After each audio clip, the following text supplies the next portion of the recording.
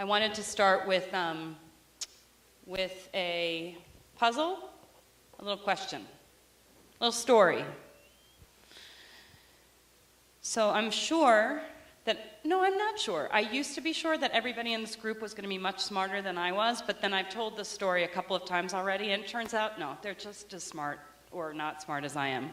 So let me try it on you.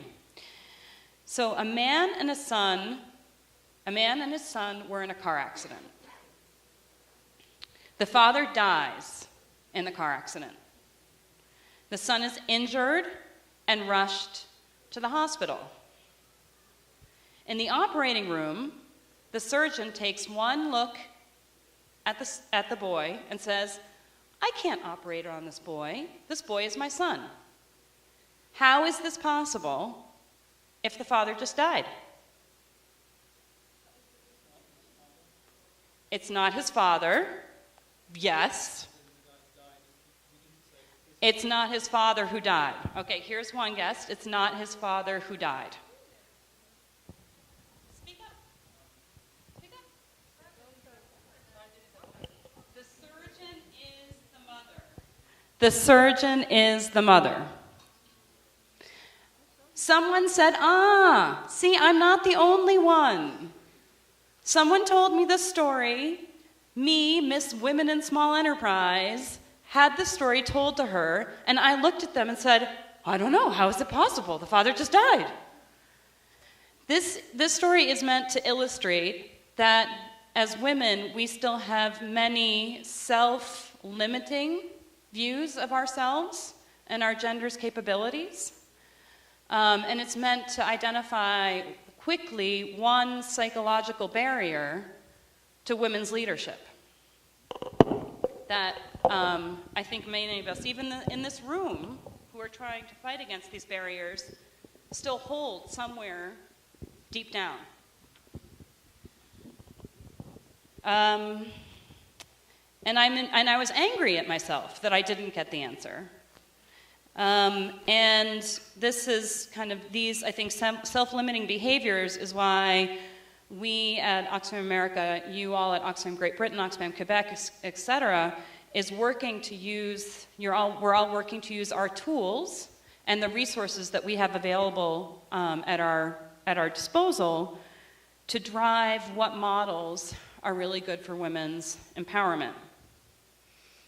So when I came to work at Oxfam a number of years ago, we really surveyed an application of different approaches that put women at the center of this work.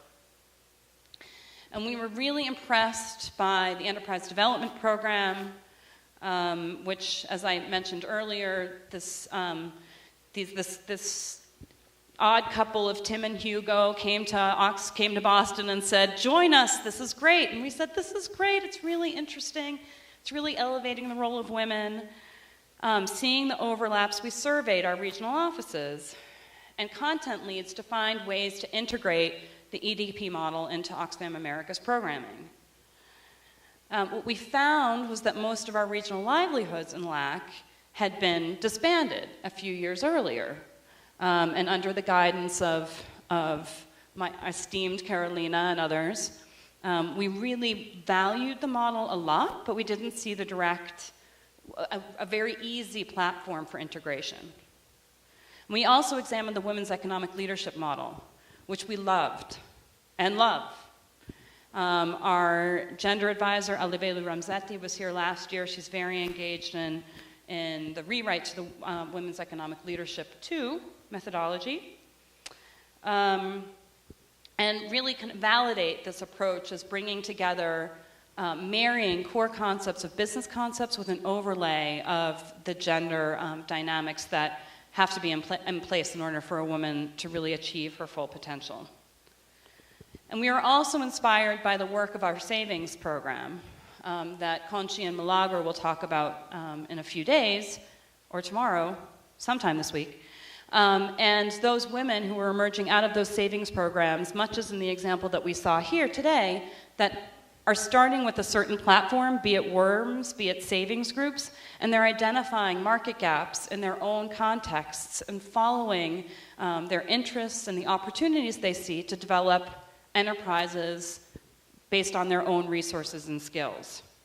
So we were inspired by all of this work, and I think Oxfam Great Britain and Tim in the Resource Center in Michele were really interested in looking at kind of what were the different models and different issues that come about when you're looking at women-led enterprises.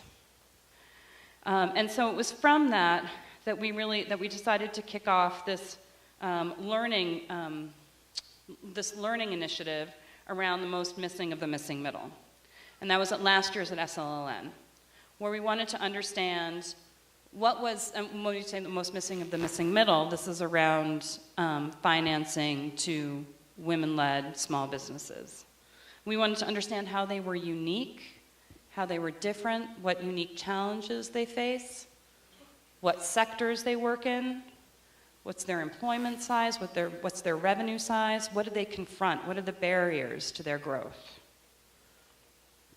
And from my perspective, focusing on women-led enterprises is a natural outgrowth of these different collections of work that we've been talking about, and really provides another data set that we can add to the robust work coming out of this region around women's economic empowerment.